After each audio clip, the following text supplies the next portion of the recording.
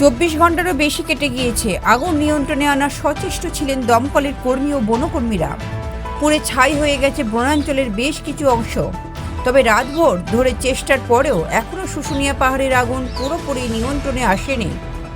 ব্লোয়ারের সাহায্যে আগুন নেভানোর চেষ্টা চলছে। বাঁকুড়ার শুশুনিয়া পাহাড়ের বিস্তীর্ণ এলাকার এখানে ওখানে জ্বলছে কোথাও ধিকি, কোথাও দাউ দাউ আগুন। বৃহস্পতিবার সকালে শুশুনিয়া পাহাড়ের পূর্ব অংশে আগুন জ্বলতে দেখেন স্থানীয়রা। অতি দ্রুততা ছড়িয়ে পড়ে পাহাড়ের উপরের দিকে। বনের ঝোড়ো হাওয়ায় সেই আগুন আরও ভয়াবহ চেহারা নেয়। ঝরা পাতা থেকে ছোট বড় গাছ সব কিছুই দাউ দাউ করে জ্বলতে থাকে। একাধিক দমকলের ইঞ্জিন কাজ করছে, সঙ্গে রয়েছেন বহু বনকর্মী। তবে আগুন কবে পুরোপুরি নিয়ন্ত্রণে আসবে সেদিকেই তাকিয়ে সবাই। ব্যুরো রিপোর্ট, লটারি সংবাদ।